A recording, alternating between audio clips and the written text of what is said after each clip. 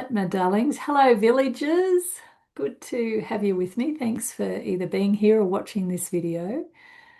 Um, I think this is a good topic. Triggers just come with the territory, and that is how your child teaches you what what is there to be matured, what is there to grow up. We are growing up as much as what they are. And you know, when your child does something like, refuses to do what they're told, or they cry, they have meltdowns in public, and we'd really like to be the calm parent who can handle any situation at any time, but that's very rare. We're more like donkeys on the edge. You remember that famous um, Shrek quote, I'm a donkey on the edge. I remember being a donkey on the edge, I tell you. With four boys, it was unavoidable. But this session isn't about blaming yourself because that doesn't help, okay? Your children will always be your greatest teachers. And it's not because they're easy, but because they have an extraordinary ability to find those neon light buttons of yours, which are teaching us teaching us a lot of things, but particularly about ourselves. So if I say the word trigger, what's the first thing that comes to your mind? Is it a feeling? Is it a moment, a parenting moment where you found yourself feeling out of your depth? Have you explored a little bit of parent rage? I didn't know what the word rage was until I became a parent. So these are things that are part of the territory. So a trigger is when your reaction is much bigger than the situation. And we get triggered all the time. We get triggered at work. We get triggered, through family, friends, all sorts of things. And the trigger is part of what is inviting you to go inwards. Often in parenting, we tend to focus on, getting advice and tips and tricks to get our kids to do what it is that we want them to do. But what if instead we changed ourselves? And in changing ourselves, it changes our child's behavior. That, my darlings, is a miracle. And I've seen it happen in my own parenting. When I've had my own breakthroughs in my reactivity, where I've been triggered in the past and then have been able to get to the bottom of that and change that, my children changed too. And my husband did as well. Oh my God. It's a real shock. You don't realize how much influence you have on the people around you. I'll tell you one of my, I was reflecting on this, preparing for tonight, one of my not so fine parenting moments where a trigger for me was not feeling heard or ignored by my kids. And when you've got four sons, they're very good at that at times. And I remember being in the kitchen, I was trying to cook dinner and they'd, come in and they'd snacked all afternoon and they just hadn't put anything away. And they're in the playroom and I'm saying, boys, come and clean the kitchen. Put your things away, please, so I can cook dinner. Boys, come and put your things away, please, so I can cook dinner. Boys, come and put the things away so I can cook dinner. And then I got so frustrated because they just literally, all of them just kept ignoring me. I just grabbed my arm, I put it over the kitchen bench and moved it along the top of the bench so that food, plates, glasses, everything went smash, shatter, bang on the floor. And then I looked at them and snapped, now you've got a bigger job to clean up. So I also had these moments with wet towels and oh God, you know, we had a cupboard with towels right near the bathroom. So every time they went to the shower, they'd grab a new towel, grab a new towel. And before I knew it, I had just wet towels everywhere because I wouldn't put them away or hang them up or dry them out or whatever. And same thing. Boys, pick up your wet towels. Boys, pick up your wet towels. So that became a real trigger for me. And, you know, it's not the trigger itself. and it's not even their response, it's the story we create or we attach to it. Because remember, we're meaning-making machines. So what are the stories you tell yourself when you get triggered? Just think about that for a moment.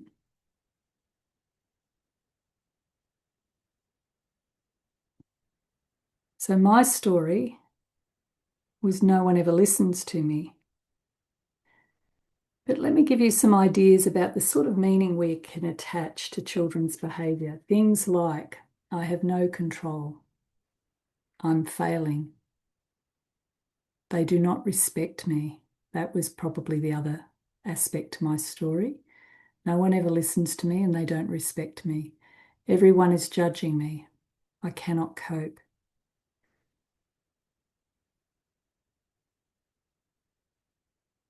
Does any of that resonate? That meaning layer is absolute gold, not comfortable gold, not sparkly gold, more like gold buried under a pile of laundry. But it's gold all the same. So when you start to appreciate that it's less about the behavior and more about your reactivity to it and the part of you that's reacting, then you have the capacity to start to change your story and to change the way you respond.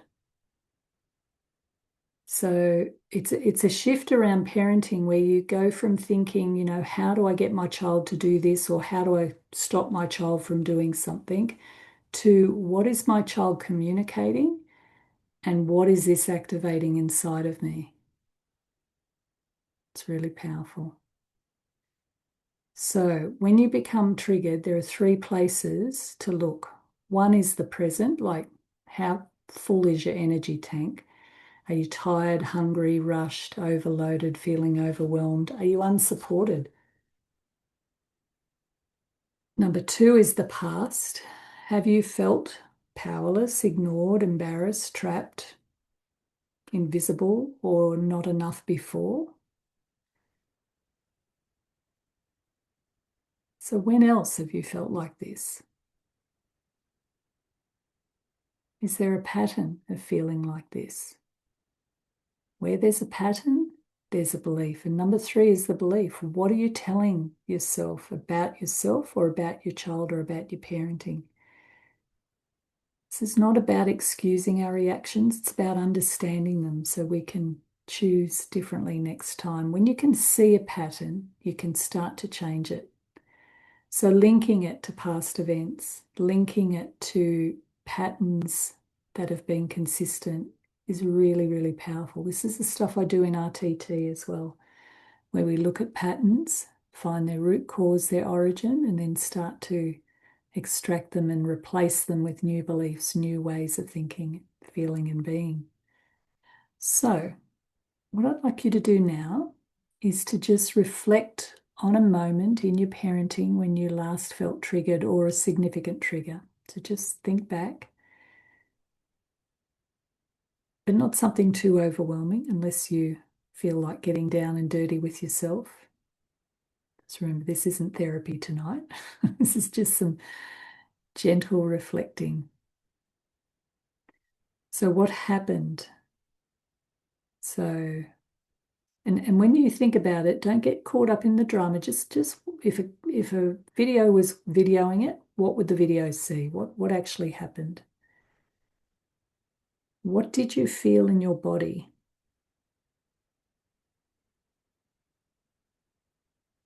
It's the ability to recognize the impact of triggers on our body, which gives us the first signs that we're being triggered. Because life is a somatic experience, it's a bodily experience. And so being able to notice that, what happened in your body, can help you pick it up next time. What emotion was present?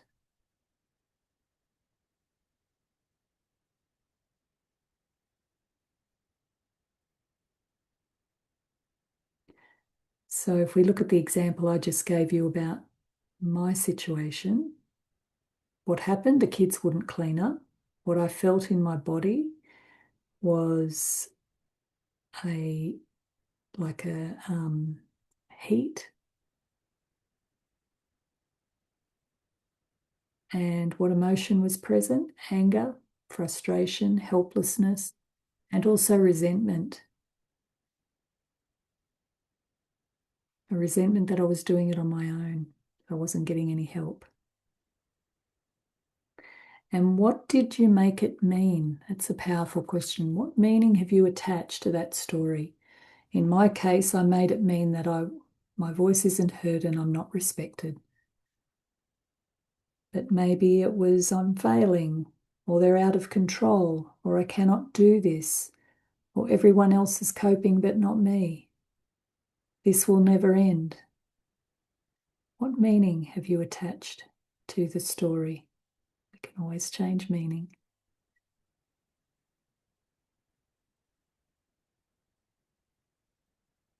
The next question is, have I felt this before? This is where we can start to pick up patterns. Is this familiar from childhood, school, relationships, work, birth, early parenting, or even another season of life? Have I felt like this before?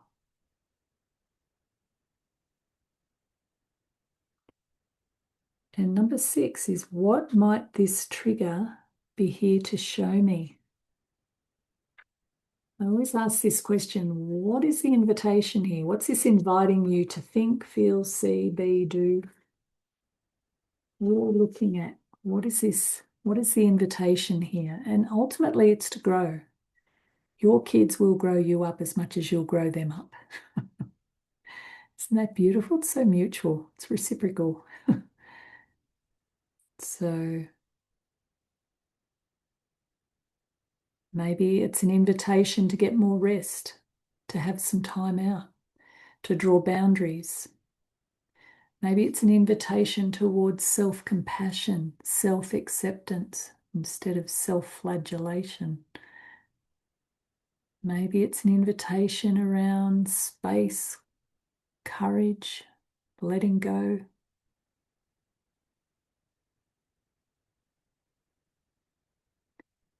And what would you do next with that? What sort of changes can you do to really help you rebalance your nervous system and give you that time and the space to really reflect on how you're going as a parent?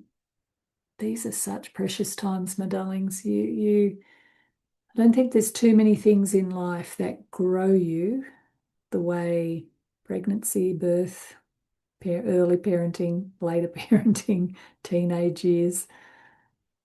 It all grows you up. Even me as a granny now, I'm having to recreate how I am around my son and his beautiful partner. Like there's always growth inherent in life, but this is a particularly intense catalyst for it, particularly young children, because they're a bit uncontrollable and you never know what they're going to do. But then, yeah, it continues. Now, sometimes we need to repair when we do get triggered, particularly if we react. And there's always space for a good repair. And it's a beautiful thing to repair with your kids because it teaches them that you're not perfect and they don't have to be perfect. So you can always go back to them and say, I had really big feelings. I'm sorry if that scared you. You know what it's like to have big feelings too, don't you? And in doing that, you start to give them the vocabulary to develop that emotional intelligence that we need as humans. So your children learn as much from your weaknesses as they do from your strengths. And it's good for you to be honest about those with your kids. So, for those listening, I hope that's been very helpful. I'm going to stop the recording now and chat to the people that are here. um, to see how they felt about it. But lots of love to you all. Huge respect for what you do as parents. And yeah, thank you for tuning in. Oh, by the way, I've got some news. I've been playing with AI, and Carmen and I have put together all of the coaching, and there's lots of it over the years, from the parents catch-ups, new parents catch-ups, to the Thrive work, to the pregnancy work, and we've loaded it into an AI kind of agenty thing, however you talk about those things. Have we got a name for it? I just can't quite remember now. But anyway, we've been training it and we're going to trial it on new villages. So Carmen's going to put a link in the village WhatsApp group, and you can have Tracy in your pocket at 3 a.m. in the morning. How good is that? Please let me know if it's useful. It's an interesting thing that so much of my parenting orientation is around doing the inner work more so than the tips and tricks around parenting, but sometimes tips and tricks can be very helpful as well. And I like people to discover that they have the answers to their kids. But what I'm realizing is that everybody is using AI to get parenting advice as well. So you might as well get it from someone who you know and trust, hopefully. That would be me. But yeah, so stay tuned for that, because I think Carmen's going to post the link in the WhatsApp. And that means you, I think, log in and then you get the responses that don't come on the WhatsApp. It's a private thing. So if you see it, please try it out. See if it's any good. See if it sounds like me. I hope it doesn't swear. Maybe I should teach it to swear, then you'll feel like you are talking to me. Okay, thanks for listening. Ciao.